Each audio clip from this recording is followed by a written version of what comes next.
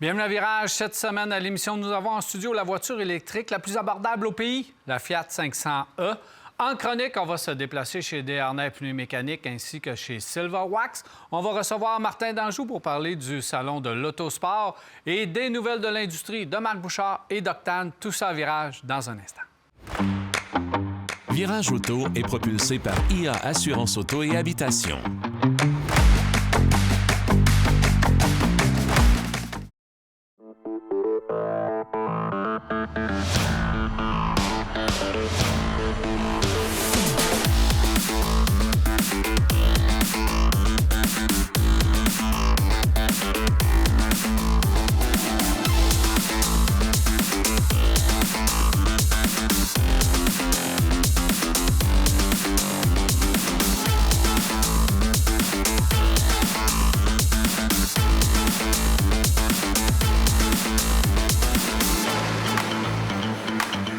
Avec moi aujourd'hui en studio, Jacques, bienvenue, Marc Bouchard. Salut, messieurs. Salut, Daniel. Ça va bien? Merci. Oui, bien content de vous retrouver. Nous autres aussi. Merci du remplacement de la semaine dernière. Vous avez fait ça encore une fois de façon numéro 1, alors bravo, messieurs. Merci. Nous avons en studio toute qu'une voiture. La semaine dernière, vous aviez une voiture de course. On a l'opposé cette semaine avec la Fiat 500e. Puis si on a décidé de placer cette voiture-là en studio, c'est parce que dernièrement, elle fait jaser beaucoup, étant la voiture électrique la moins chère sur le marché. Et quand je dis moins chère, on est allé très loin au niveau des rabais proposés, autant qu'en combiné fabricant et au niveau des gouvernements. Et ça donne un prix ridicule par mois. Marc, rafraîchis-moi la mémoire, mais c'était vraiment pas cher. Il y a eu une opération où c'était 25 $ par semaine. Évidemment, ça a été extrêmement limité. C'était un nombre limité de véhicules. Ceux qui étaient en inventaire, qui étaient des véhicules de l'année dernière. Donc, c'est sûr qu'on était là. Mais même aujourd'hui, la voiture qu'on a en studio, c'est simple. Bien, pas celle-là parce que c'est une édition spéciale, mais si vous allez acheter une Fiat 500e aujourd'hui, vous pouvez l'avoir pour 50 $ par semaine. Pas de comptant. Pas de comptant. 48 mois. Évidemment, c'est en location 12 000 km par année. Donc, mais en même temps, on parle d'une Fiat 500e. C'est pas le genre de véhicule avec lequel vous allez aller faire le tour du Canada parce que vous allez trouver que les bornes de recharge vont venir vite. Exactement. Fait que c'est vraiment un petit véhicule très urbain qui est fait pour ça et qui a, tu l'as dit, qui a été la vedette des dernières semaines, des derniers mois parce que tout ils le en monde... ont écoulé près de 340 véhicules en 48 heures. Oui, donc, ça a été... on vide l'inventaire et ça nous prouve que quand les fabricants, ils mettent de l'heure puis qu'ils nous offrent un véhicule à bon prix, même s'il y a un kilométrage limité, bien les gens vont l'acheter. Une Fiat 500 comme ça, à 50 000 $ personne n'en veut. Non, mais non. Mais à un prix raisonnable, ça fait l'affaire de bien des gens, même si on a 230 km d'autonomie. Oui, mais tu l'as dit cependant, ça s'adresse à une clientèle particulière. Oui. C'est sûr que ça prend quelqu'un qui est surtout urbain, on l'a mentionné. C'est 227 km d'autonomie annoncée. Bon, évidemment, ça fait un petit peu plus à cause de la récupération, freinage et ce qui vient avec, mais c'est certain que tu n'as pas ça, comme je l'ai dit, pour partir en vacances. Là. Donc, il faut accepter que c'est une deuxième voiture ou une voiture qui est très, très urbaine. Ça, c'est le premier volet. Deuxième volet, c'est aussi quelqu'un qui n'a pas besoin de beaucoup d'espace. Parce qu'on s'entend pour dire que ça ne te prend pas une grosse épicerie pour remplir la valise. Là. Normalement, tu n'as pas une famille de 5 quand tu achètes un véhicule comme ça non plus. Il y a un restaurant à la maison. Mais j'adore le design, j'adore la qualité de fabrication, la qualité des matériaux utilisés. Jacques, qu'est-ce que tu en penses? Bien, ce que j'en pense, premièrement, le coup d'œil de la voiture est vraiment intéressant. C'est une citadine, une vraie voiture de ville. Et si on l'achète pour ça, on ne sera jamais déçu. Mais si on l'achète pour faire, je ne sais pas, si on s'en va à 300 km, par exemple, mais là, on va pleurer un peu parce qu'il va falloir se brancher et attendre que... Et même si la batterie se charge quand même assez rapidement sur cette voiture-là, bien, c'est pas la vocation de cette voiture-là. Non, c'est pas un champion de la recharge. Alors, c'est une voiture comme tous ces types de Fiat-là, qui sont construites en Italie. Ils ont une belle construction. Je pense qu'ils n'étaient pas aussi bien assemblés il y a quelques années passées. On était un peu peureux, même, d'en parler, parce qu'on n'était pas sûr du rendement de la voiture. Mais en général, ça a finalement quand même été des voitures qui ont donné un bon résultat. Ça n'a pas été la catastrophe annoncée. Non, absolument pas. Alors, il s'en est vendu en 2024 926 au Québec et 1275 au Canada. Alors, le Québec, c'est l'acheteur de ces voitures-là, les sous-compacts. C'est bien construit, l'apparent, les sièges sont bons, l'intérieur est joli. Ce qui est intéressant, que j'ai trouvé, c'est comment est-ce que les portes ouvrent grand et qui nous permettent de monter à bord facilement et de descendre. Mais les sièges sont vraiment très confortables dans cette voiture-là. Hein? Fait que je pense que c'est le côté intéressant de la voiture. 4 occupants, pas sûr. Il faudrait qu'elle soit des petits occupants en arrière, minimes, puis on peut pas mettre vraiment de siège de bébé là-dedans. Mais pour une personne d'un certain âge qui ont déjà une autre voiture ou qui sont ici à Québec et que c'est juste le déplacement, comme on le dit toujours, c'est qu'il y a énormément de gens qui peuvent avoir une voiture électrique, qui peuvent la brancher une fois par semaine et qui font, dans 2 semaines, 100 km, même pas. Alors, ils vont être assurés de pouvoir faire du chemin avec ça. Et surtout, c'est que c'est pas dispendieux à l'achat ou à la location. Si on prend une location de ça pour 4 ans, comme on disait, ça va être quoi, 200 $ par mois? Bien, tu le loues pour 4 mois. Au bout de 4 mois, tu retournes la voiture, bonjour, merci. Moi, je pense que c'est le côté intéressant. Alors, tableau de bord, les bons sièges, c'est une voiture passe-partout, une voiture de poche, comme on dit, puis elle a du style. C'est une petite voiture qui est le fun à conduire. C'est un go-kart, en fait. La tenue de route de ce véhicule-là, ça se conduit du bout des doigts, c'est amusant, c'est agréable. Et parce que c'est une voiture électrique, non, c'est pas ultra puissant. On s'entend en 117 chevaux, c'est pas une voiture là, qu'on va qualifier dans la série des sportives, évidemment. Mais tu as 162 livres-pieds de couple pour un véhicule qui pèse moins de 3000 livres. Comme tu le faisais remarquer hors d'onde, Daniel, c'est presque l'équivalent au poids d'une batterie de Hummer électrique. Alors, c'est même un peu moins pesant que ça. Donc, évidemment, oui, il y a un certain poids, mais la façon dont le centre de gravité est installé, c'est maniable, ça a une bonne tenue de route. Honnêtement, c'est un petit véhicule qui marie le plaisir et l'efficacité et avec un prix qui a de l'allure. Alors, évidemment, c'est intéressant de ce point de vue. C'est 0-100 quand même, quoi, autour de 8 secondes. Puis alors, ça prend... Il y a des voitures qui ont beaucoup plus de moteurs que ça qui n'arrivent pas à ça. Non. Exactement, choix de couleur, aménagement intérieur, petit écran qui est agréable à consulter. Les boutons sur l'écran tactile, c'est pas les plus gros, mais ça reste que c'est facilement utilisant. On peut l'utiliser facilement. On a mis un bouton sur la console en bas pour le volume physique. Fait que ça, c'est un très bon point également. Ce qui me fait dire, messieurs, que quand on a une voiture au bon prix, avec l'autonomie qui vient avec, les gens en achètent, puis la Fiat 500 en est la preuve. Et il ne faut pas oublier qu'en 2027, cette voiture-là va arriver aussi avec une motorisation hybride. Ben oui. Donc, on nous promet quelque chose d'assez intéressant. Est-ce que ça va être un prolongateur d'autonomie ou ça va être un hybride traditionnel? Ça, je ne le sais pas encore. Mais cette voiture-là va quand même avoir du succès parce qu'elle est fabriquée de bonne qualité. Elle est de bonne qualité, elle est amusante. Précisons quand même que celle qu'on a en studio, c'est une édition spéciale. Fiat aime beaucoup s'associer à des designers. Donc, nous, on a la version Giorgio Armani, qui est quand même quelques milliers de dollars de plus que la version de base, parce qu'elle a des éléments, notamment les roues et les sièges. Mais pour le reste, tu as bien raison. Il y a une version hybride avec une motorisation comme celle-là, prolongateur d'autonomie. Ça risque d'être très intéressant. À suivre. Et les 2026 sont encore à un prix raisonnable. Ben oui. Ben, j'ai hâte de voir, moi aussi. Ouais. À la prochaine. Ouais. Merci, messieurs. Merci. Voilà, on s'arrête à virage et on vous revient rester avec nous.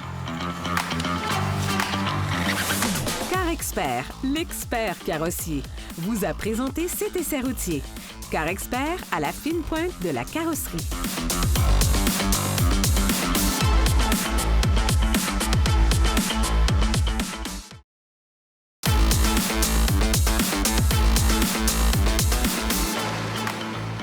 Renault, de son côté, est en train de tourner une page assez énorme de son histoire automobile, le genre de chapitre qu'on referme avec un bruit sec, comme la porte d'un grand monospace français qui a transporté des familles, des valises, des disputes sur l'itinéraire et probablement quelques chiens mouillés. Le constructeur met fin à l'un de ses modèles les plus mythiques, l'Espace. Et le plus remarquable, c'est qu'il ne sera pas remplacé. Il faut bien comprendre ce que ça signifie. Dans les années 80, l'espace était quasiment un manifeste roulant, un symbole de modernité à la française, un véhicule étrange, audacieux, pratique. Après plus de 45 ans de carrière et 6 générations, l'aventure s'arrête. Le roi du monospace, passé progressivement du statut d'icône familiale à celui d'espèce en voie d'extinction dans un monde dominé par les SUV, est aujourd'hui condamné à la fois par la technique et par l'évolution du marché. Cette décision s'inscrit dans le cadre du plan Future Ready présenté le 10 mars dernier. À cette occasion, le groupe Renault a entièrement revu l'organisation de ses plateformes techniques pour préparer l'arrivée d'une nouvelle base ambitieuse appelée RGEV Medium 2.0. C'est elle qui servira de fondation aux futures versions 100% électriques des prochaines générations d'Austral et de Rafale. Et c'est là que l'histoire devient cruellement limpide, car cette plateforme a beau être très moderne, elle n'a pas été conçue pour accueillir 7 passagers. Or, c'était précisément le dernier vrai argument distinctif de l'espace. Pour mesurer ce que Renault enterre ici, il faut se souvenir de la trajectoire du modèle. Le premier espace lancé en 1984 avait quelque chose d'incroyablement audacieux. Sa silhouette profilée, presque comme un TGV, son plancher plat, son organisation intérieure pensée comme un salon roulant et son encombrement relativement contenu en faisaient un objet totalement à part dans le paysage automobile de l'époque. C'était haut de gamme, inédit, atypique et franchement visionnaire. Au début des années 90, l'Espace 2 a incarné la montée en puissance du concept. Le modèle a gagné en stature et on se souvient tous à cette époque-là du Renault Espace F1 animé par un V10 de plus de 800 chevaux. En 1996, l'Espace 3 marque l'âge de maturité. Son style adopte les codes du biodesign. Sa carrière sera relativement courte, 6 ans seulement, mais elle prépare le terrain pour l'Espace 4 qui prolongera le plaisir pendant 13 ans. Puis vient 2015 et l'Espace 5 qui prend le virage du crossover et enfin arrive l'Espace 6 apparu en 2023 et déjà restylé en 2025. Et la vraie question est peut-être là, aurait-il vraiment dû s'appeler Espace, n'étant au fond qu'un Austral rallongé ? Et c'est sans doute ça qui signera sa fin. Alors l'espace est mort, vive l'espace. Ensuite, BMW referme lui aussi un chapitre entier de son histoire. Le constructeur bavarois supprime définitivement la série 8. Le grand coupé disparaît de la gamme et avec lui s'achève une lignée entamée il y a exactement 50 ans. Et il faut bien le dire, ce n'est pas vraiment une surprise. Les coupés aujourd'hui n'intéressent plus grand monde. La série 8 n'aura donc aucune descendance. Ce qui rend l'histoire encore plus symbolique, c'est que la série 8 avait elle-même pris la suite de la série 6, apparue pour la première fois il y a un demi-siècle au Salon de l'Automobile de Genève. À cette époque-là, les SUV n'avaient pas encore débarqué pour aspirer les clients comme un gigantesque aspirateur industriel. Ces dernières années, seuls quelques milliers d'exemplaires de la série 8 chaque année trouvés encore preneurs, essentiellement aux États-Unis. BMW met donc un terme à une famille présente dans sa gamme depuis 50 ans. Au fond, la disparition de la série 8 raconte quelque chose de très simple. BMW n'abandonne pas seulement une voiture élégante, rapide et statutaire. Le constructeur constate surtout qu'il n'y a plus assez de clients pour justifier l'existence d'un grand coupé dans ce segment. Le marché préfère désormais les SUV, les modèles plus polyvalents, les silhouettes plus rentables et probablement aussi les voitures capables de faire croire qu'elles peuvent gravir l'Everest alors qu'elles passent l'essentiel de leur vie devant une boulangerie. La série 8 s'en va donc sans remplaçante et avec elle disparaît une certaine idée du grand tourisme à l'allemande, une idée faite de longs capots, de proportions nobles, de moteurs généreux et de carrosserie basse qui n'avaient pas besoin d'avoir l'air robuste pour imposer le respect. C'est la fin d'une lignée de 50 ans et dans une industrie qui adore parler d'avenir, cela ressemble tout de même un peu à la fermeture d'une très belle bibliothèque pour y installer un data center. C'est peut-être pratique, mais nettement moins classe.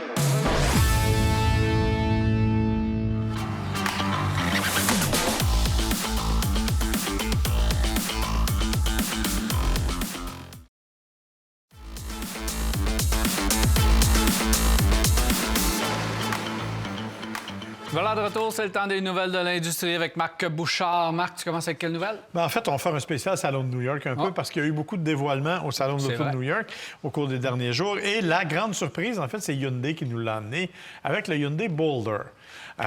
Écoute, personne ne l'avait vu venir. C'est littéralement un concurrent au Bronco ou au Jeep Wrangler. C'est un gros VUS. Mais la vraie nouvelle, c'est qu'il est bâti sur un châssis échelle. Et que si on ne sait pas si le Boulder va arriver dans cette forme-là ou pas, par contre, on a garanti qu'on arriverait avec une camionnette qui profiterait du même châssis d'ici 2028-2029. Donc, ça veut dire que ça, on veut s'attaquer vraiment au marché nord-américain des grandes camionnettes. Et ça risque de faire jaser pas mal. C'est le deuxième en pas long qu'on nous présente. Ouais. À Montréal aussi, on nous avait présenté un véhicule sport Cratère. utilitaire un peu flyé. Et la corrélation entre les deux, l'intérieur. Oui. L'intérieur était le même de Oui. celui-là et l'autre. Mais j'aime beaucoup l'intérieur où on a tout l'affichage. Tout le tableau de bord est affiché, en fait, sur le pare-brise. Exact. C'est génial, c'est très beau. Évidemment, on n'a aucun détail pour la motorisation, mais l'idée, c'était surtout l'infrastructure. Ouais, on voit que un Wrangler et un Bronco se sont rencontrés à Drummondville, puis ça a donné un enfant, puis c'est ça. là. Oui, absolument. Oui, on est vraiment dans quelque chose.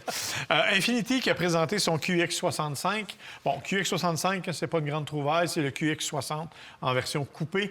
Donc, même moteur 2 litres qu'on connaît déjà, turbo compressé. Un véhicule qui est joli, qu'on attendait. La seule particularité, puis on en a parlé dans les nouvelles la semaine dernière, c'est que la peinture est faite avec de la vraie or. Donc, tu vas maintenant passer avec un canif puis tu vas aller gratter 2-3 piastres sur le bord de la On va voiture. serrer ça dans le garage.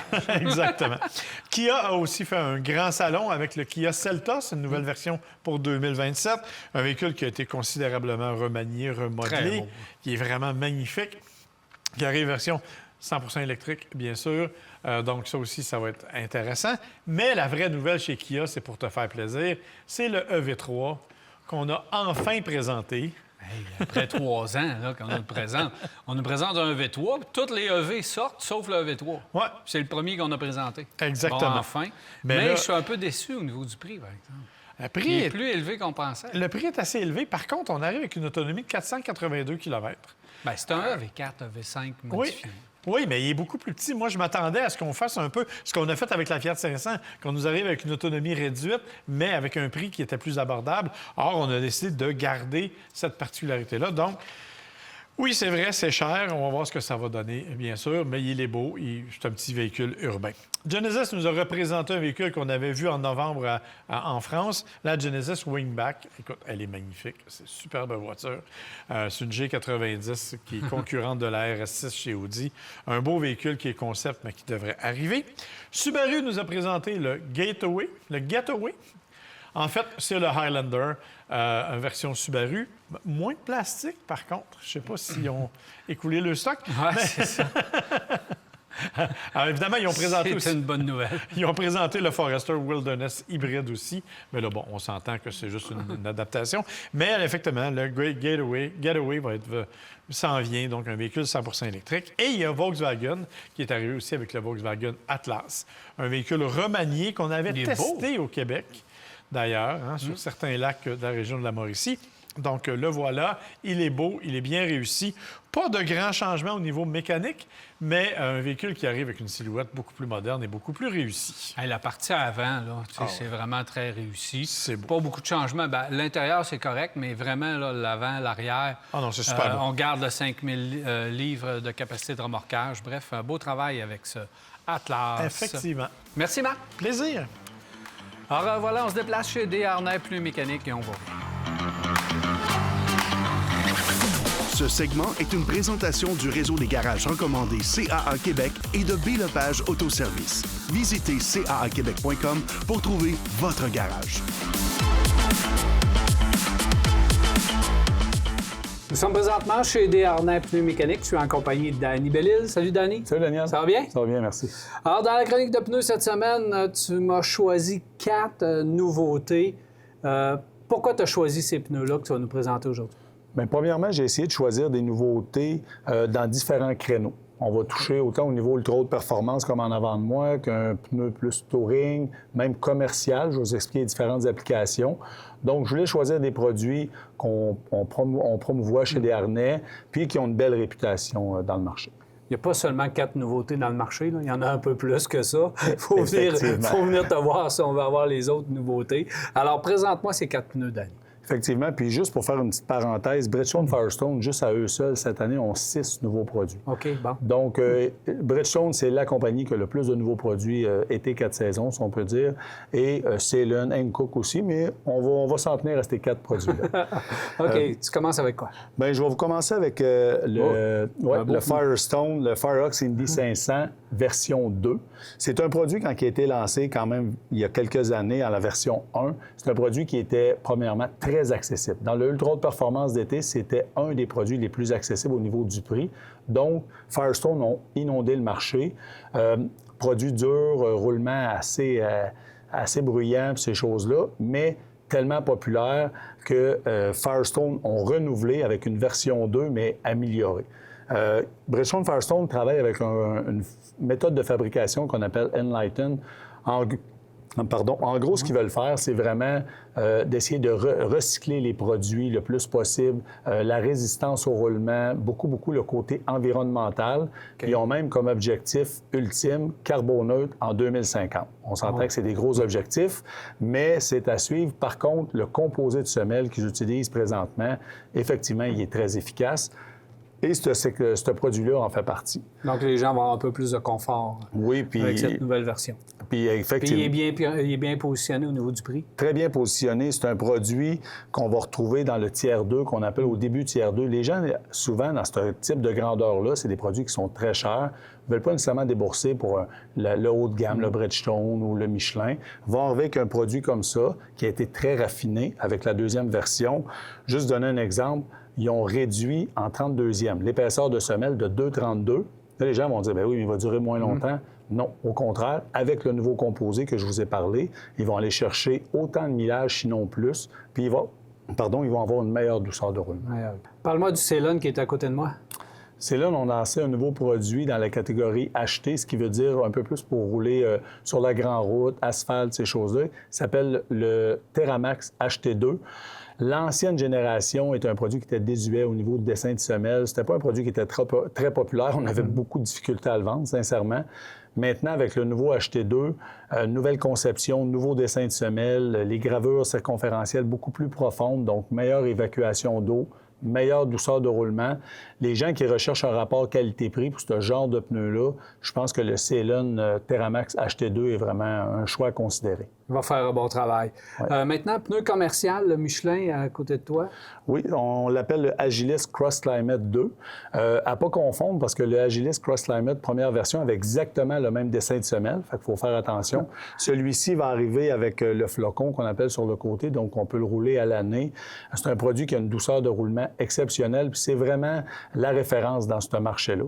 La différence entre la première version et la deuxième, oui, la longévité, la douceur de roulement, mais aussi la durabilité. Ils ont vraiment travaillé au niveau des flancs du pneu pour les perforations. Une capacité de charge accrue? Non, la même capacité de charge, mais c'est vraiment au niveau du dessin puis du type de composé qu'ils vont utiliser.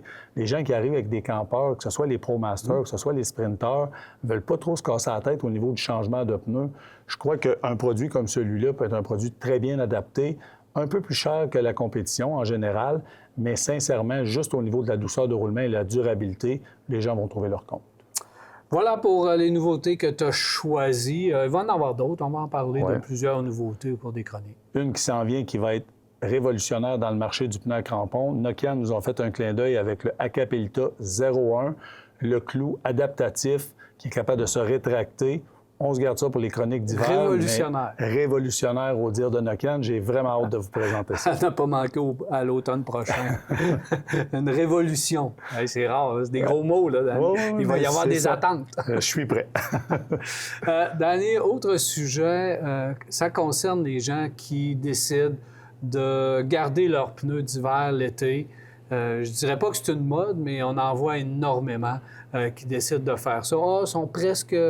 Je ne peux plus les utiliser l'hiver prochain, ils sont presque terminés. Est-ce que ces gens-là se mettent en danger? Mais c'est une question qui revient quand même régulièrement au comptoir, aux conseillers. Et il faut faire attention parce qu'un pneu d'hiver, à la base, est construit pour réagir dans des situations froides, un climat froid, la glace, ces choses-là. Donc, on s'entend, le composé de semelle reste flexible à des très basses températures. Fait que si on se comprend, quand on va arriver à des températures élevées, le composé va être beaucoup trop mou. Donc, qu'est-ce qui se produit? Distance de freinage accrue, stabilité, situation d'urgence, évitement d'obstacles. C'est sûr que c'est pas l'idéal. Sauf que des fois, on va arriver, on le sait, là, l'économie, ces choses-là, tout coûte cher. Des fois, les gens arrivent, les pneus d'été sont pratiquement finis. Ils arrivent avec les pneus d'hiver qui seront plus bons pour une dernière saison. Mais à ce moment-là, on va dire au client, c'est pas le meilleur choix, mais le moins pire. On va dire le moins pire des choix, c'est de prendre celui qui a le plus de profondeur de gravure pour essayer de minimiser les risques d'aquaplanage. Mais sincèrement, Daniel, si les gens veulent rouler un pneu à l'année, bien, les compagnies n'en vendent. On appelle ça des toutes conditions. Ça ne sera pas le meilleur pneu en été, ça ne sera pas le meilleur pneu en hiver, mais c'est un compromis qui est beaucoup plus sécuritaire pour les gens qui veulent garder les pneus à l'année que de décider de rouler nos pneus d'hiver à l'année. Et majoritairement, Danny, qu'est-ce qu'on voit, les gens qui gardent leurs pneus d'hiver, c'est que les pneus d'hiver sont déjà finis, avant même de commencer l'été. Effectivement. C'est ça qui est un gros problème. Effectivement, puis on ne se cachera pas, le pneu d'hiver, au niveau de la dissipation de la chaleur, ces choses-là... Il devient plus mou. C'est pas l'idéal. Ou des fois, on voit les gens... Moi, je roule pas beaucoup, donc je vais mettre des pneus d'hiver puis je vais les garder à l'année. C'est pas grave, sauf que tu as une situation d'urgence, un freinage, si ça prend 4-5 mètres de plus à freiner, bien, c'est la différence entre rentrer chez vous ou aller à la carrosserie parce que tu as eu un impact. C'est juste ça. Il faut garder ça en tête. C'est pas l'idéal. Est-ce que ça se fait? Oui, mais dans des circonstances exceptionnelles. Merci beaucoup, Danny. Ça me fait plaisir.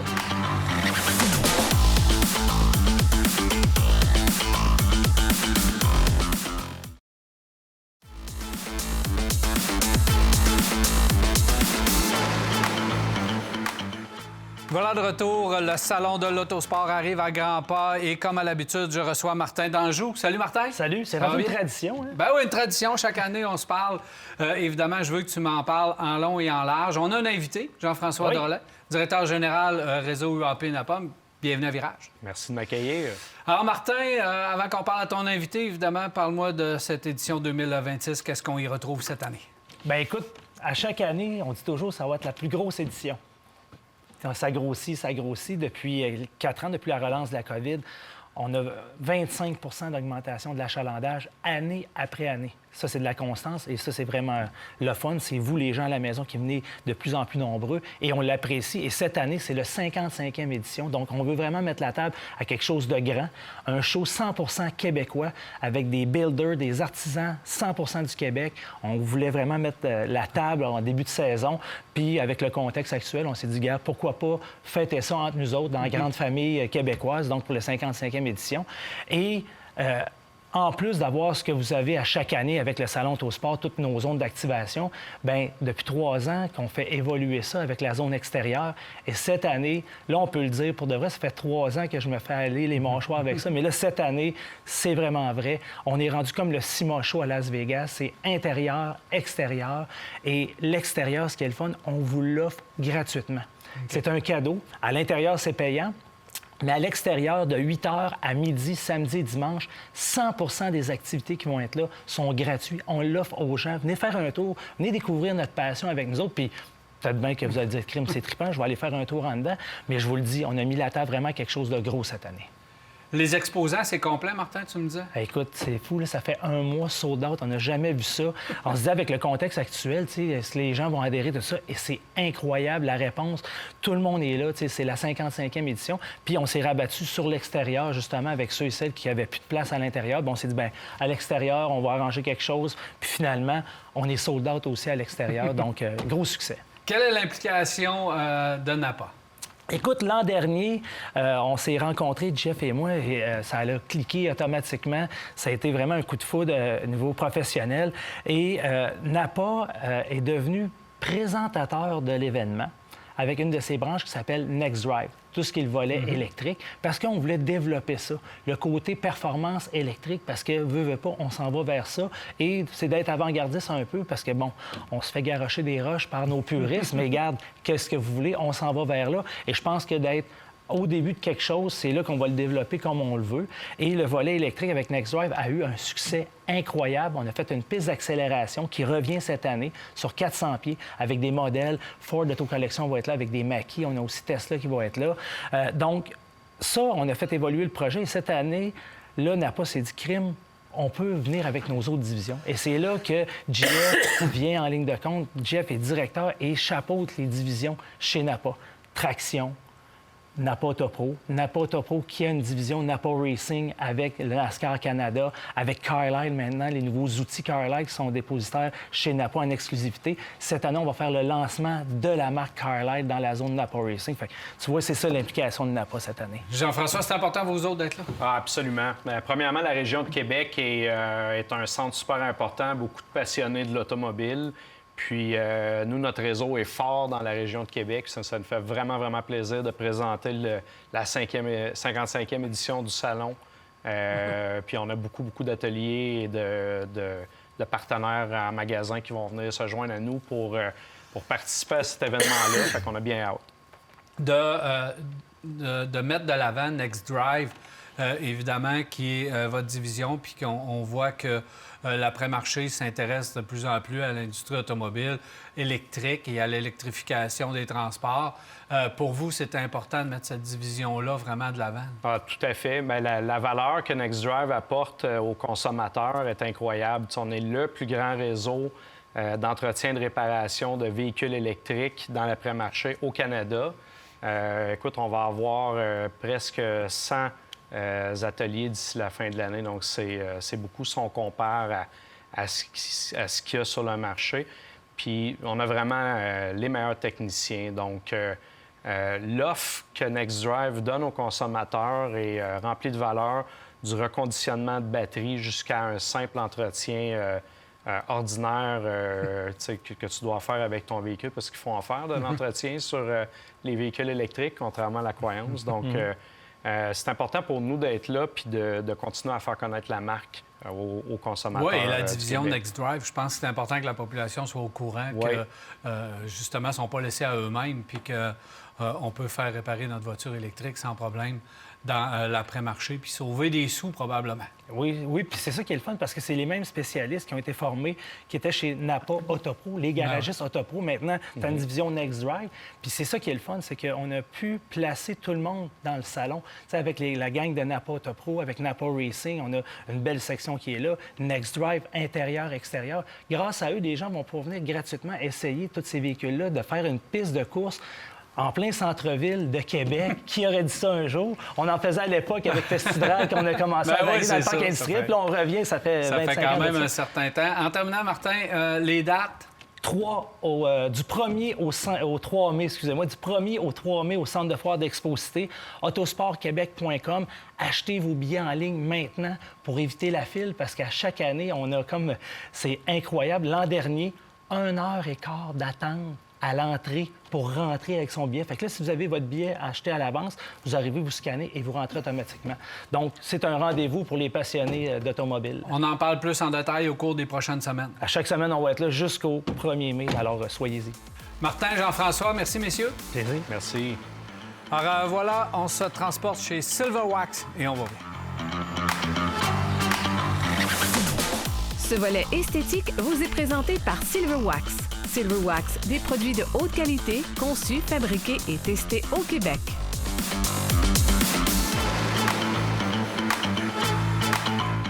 Nous sommes présentement chez Silverwax. Je suis en compagnie de Richard Pelchat. Salut, Richard. Salut, Daniel. Ça va bien? Ben oui, ça va bien. Alors, Richard, avec le printemps, évidemment, il faut commencer à penser à notre voiture, la mettre belle pour l'été qui s'en vient.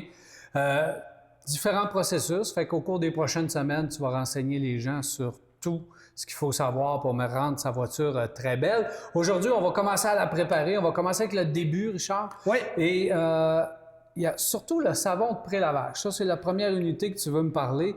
Et tu vas me dire pourquoi ce produit-là est aussi important. Bien, le savon de pré-lavage, on le sait, hein, quand ça fait longtemps qu'on ne l'a pas lavé, ou en tout cas, on n'y a pas fait un bon lavage, bien, il y a beaucoup de sel qui est collé, beaucoup de cochonnerie qui est collée dessus. Puis là, à un moment donné, si tu embarques avec ta mitaine ou ta brosse, c'est certain que tu vas égratigner. T'as beau la rincer, t'as beau la passer à pression, ça vient que ça colle. Un savon de pré-lavage, qui est pratique, c'est extrêmement facile à appliquer. On n'a absolument rien à frotter. C'est un produit c'est un savon qui est très concentré. Puis en plus, le note, il y a un pH neutre. Fait que c'est pas un dégraisseur.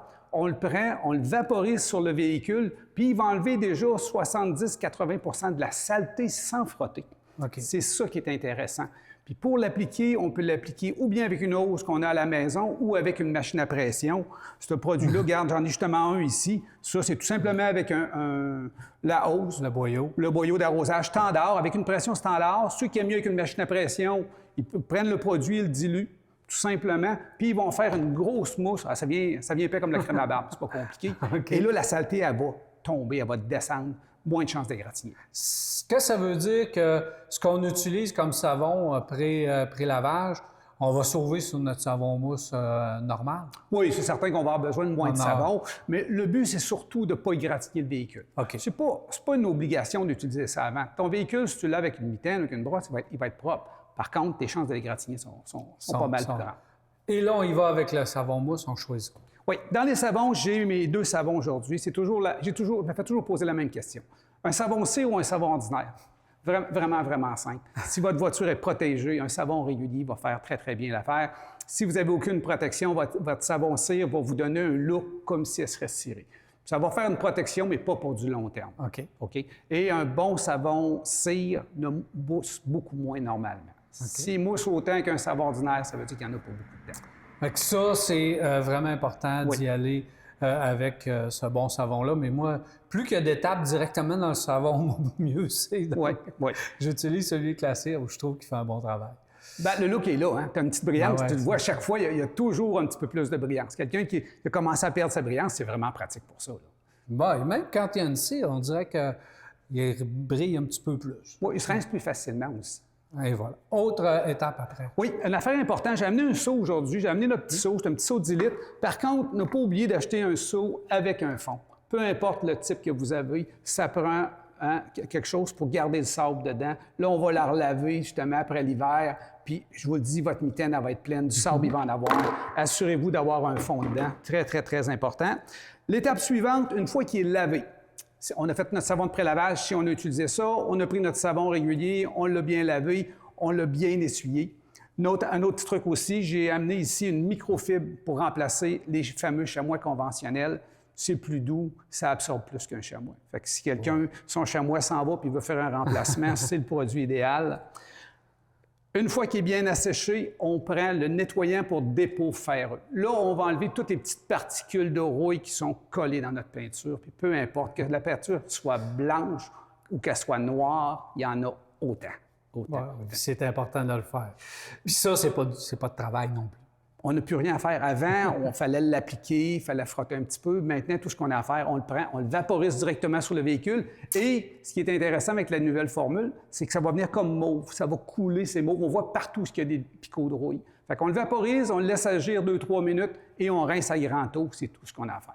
On fait la voiture. Est-ce qu'il y a des endroits qu'on ne peut pas l'appliquer? Non, absolument pas. C'est un produit qui est complètement neutre. Il y a pas... On fait-tu les roues en passant? Oui, bien, justement, ça vaut la peine de faire les jambes parce que les jambes, il y a eu de la poussière de frein tout l'hiver. Ça devient mauve, c'était peurant. L'asphalte va venir complètement mauve, ça, c'est certain. OK. Fait que ça, c'est facile à faire. Donc là, on enlève tout ce qui n'est pas de dépôt ferreux sur notre carrosserie. Oui. Après ça, c'est quoi, la barre d'argile? Barre d'argile. Ce qu'il faut savoir, c'est la différence entre les deux. Les gens, des fois, disent « Ah, bien, je vais passer à barre d'argile, je n'ai pas besoin de nettoyant pour dépôt ferreux. » Le nettoyant pour dépôt ferreux, ce qu'il va faire, c'est qu'il va enlever la rouille qui est incrustée dans la peinture, ce que la barre d'argile ne touche pas. Ça, il ne faut pas l'oublier. Souvent, on va gagner de la brillance avec de la barre d'argile. Par contre, le nettoyant pour dépôt ferreux, lui, va vraiment aller incruster ce que la barre d'argile ne touche pas. La barre d'argile, ce qui est le fun, c'est comme une petite pâte à modeler. On a un lubrifiant à l'intérieur pour que la barre d'argile glisse. Tout ce qu'on a à faire, c'est qu'on le vaporise, le produit, sur la barre d'argile. On le vaporise sur le véhicule, puis on frotte. Puis c'est pas long, là. Si vous avez pris plus que 15 minutes, 20 minutes pour faire ça sur votre véhicule, là, c'est trop long. Vous n'avez pas besoin de frotter. Le nettoyant pour dépôt ferreux, il a fait toute la Il a fait le travail. Là, encore passe, on enlève ce qui reste sur la carrosserie. Puis juste à faire ça, juste à faire la barre d'argile, vous allez gagner de la brillance. Parce que la brillance, il ne faut pas oublier, c'est de la réflexion. Puis quand il y a plein de petites cochonneries de coller dans la peinture, on perd de la brillance. Fait que ça va... Bien, puis c'est surtout le bas du véhicule qui est le plus important de faire, en arrière des roues.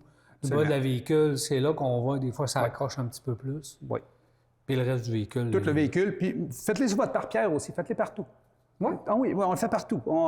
Juste les vitres qu'on ne le fait pas parce qu'il y a rien qui colle des vitres. Mais tout le restant... Même les lumières, des affaires qui les collent lumières, sur tout, les... je fais ça partout. Définitivement. Ça finit toujours par avoir des petits picots. qui vont rouiller partout. Puis le produit que tu mets dans la boîte pour glisser, oui. Est-ce que lui, il fait une protection quelconque ou c'est juste un... C'est juste un lubrifiant. Oui, c'est juste un lubrifiant pour être certain que la barre d'argile ne colle pas. Parce que vous allez voir, la barre d'argile, si vous faites l'arrière de la roue d'en avant, là, ce qui en a le plus, votre barre d'argile, elle va venir noire. Autre question concernant la barre d'argile, je pose ça pour un ami. Mettons qu'on l'utilise avec le savon. C'est qu'elle va se désagréger. Ah, OK. Elle est moins efficace. Ça va lubrifier le savon, parce que dans du savon, il y a toujours des lubrifiants. Il me semble que mon ami m'a dit que, que ça pouvait faire pas pire, mais c'est pas l'idéal. Pour nous autres, ça arrive dans le kit. Fait que t'as pas besoin d'y aller avec le savon. Ouais, bon, on sauverait une étape, hein, c'est pas mauvais. On sauverait une étape, mais non, c'est pas la meilleure chose à faire. Moi, je la plonge dans l'eau, dans le savon, puis en tout cas, bref. On essaie. Ensuite, on protège notre carrosserie. On protège la carrosserie, très important. Là, j'ai amené aujourd'hui 2 produits. J'ai un scellant peinture. Si votre voiture a quelques années, puis on commence à avoir des cheveux d'ange ou elle commence à perdre sa couleur, on voit souvent le rouge devenir rose ou le noir devenir un petit peu plus gris, bien, le scellant peinture céramique avec la poussière de diamant dedans, c'est le produit idéal. Ce produit-là, ce qu'il va faire, c'est qu'il va redonner la couleur au véhicule, puis il va protéger pour 1 an en plus. Fait que ça, c'est vraiment facile. Tout ce qu'on a besoin, c'est un petit applicateur, quelques microfibres. Là, il y a une microfibre dans la boîte, ça va en prendre 4-5. Quand elle est pleine, il faut la remplacer. Mais on en met une couche très, très mince, on laisse chasser une vingtaine de minutes, puis on l'essuie, c'est tout. C'est vraiment facile. Puis on fait tout le véhicule partout où il y a de la peinture. Puis comme ça, on va être protégé. Oui. Dernier produit, j'ai amené une scie rapide, tout simplement. Quelqu'un qui veut pas étendre un produit, qui veut juste le vaporiser, c'est un produit idéal. On a 6 mois de protection avec ça. Vous le vaporisez, vous l'étendez, puis vous l'essuyez tout simplement. Très rapide, très simple, efficace. Et faut toujours avoir, parce que c'est un produit pas mal passe-partout. Je te dirais que c'est le produit... Écoute, tu peux pas avoir plus facile que ça. C'est 10 minutes faire le tour du char. Il est protégé pour 6 mois, puis il est brillant. On applique partout aussi. Exactement. Puis on peut même en mettre ses plastiques si on veut. Aucun problème. Richard Pelchard, merci beaucoup. Ça fait plaisir.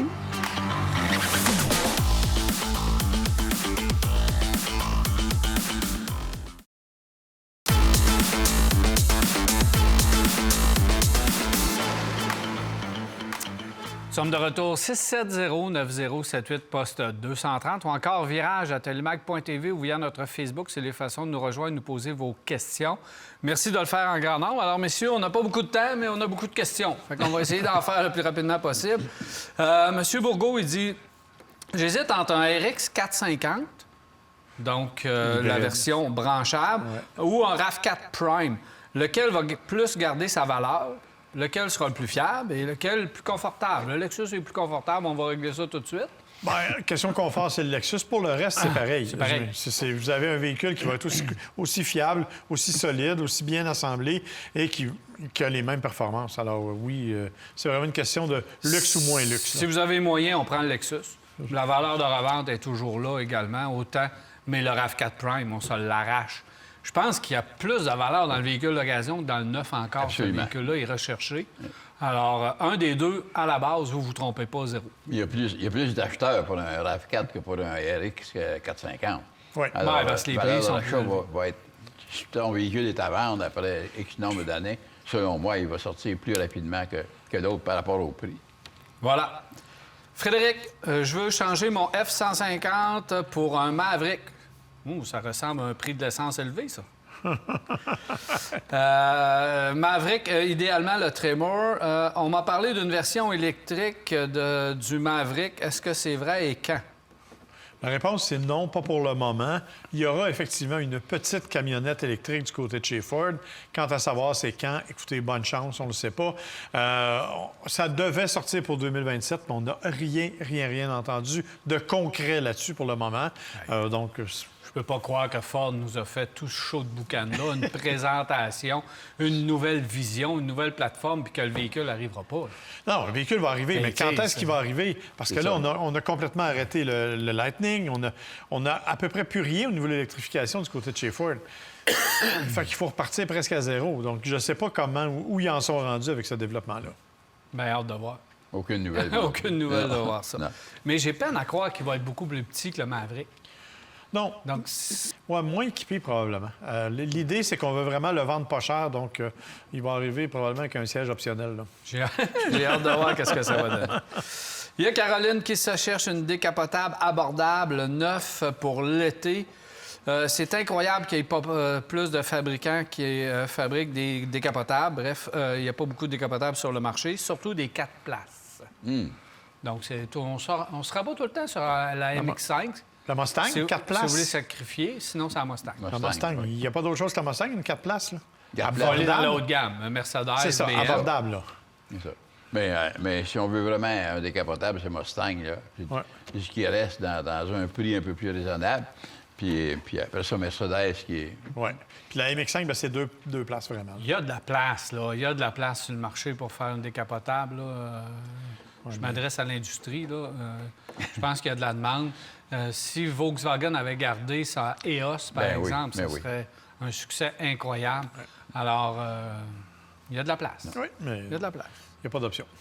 Il n'y a pas d'option. Puis pourtant, nous sommes toujours tributaires des États-Unis.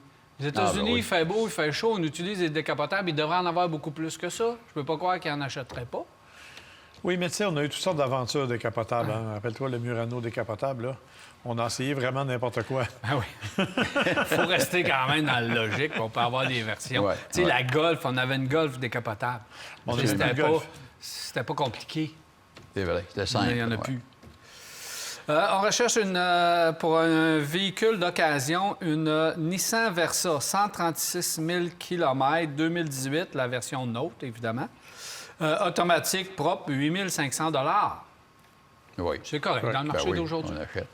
On achète, parce qu'au prix qui sont rendus les voitures neuves, et même les usagers ont tellement augmenté de prix, et une Versa, à la base, c'est bon. Attention, la Versa Note, cependant, les suspensions avant ont tendance à avoir souffert un peu. Ouais. Alors, faites-la inspecter comme il faut. Ça prend une inspection, effectivement. Les fameux link kits et les freins. Assurez-vous que tout soit correct avec une petite inspection sécuritaire pour le véhicule, puis ça va être parfait. Merci, messieurs. C'est déjà tout pour l'émission. Plaisir. Bien, merci. Alors voilà, c'est tout pour Virage. J'espère que vous avez apprécié. Il me reste qu'à vous souhaiter une agréable semaine à l'antenne de Télémac. Et on se revoit la semaine prochaine pour un autre Virage.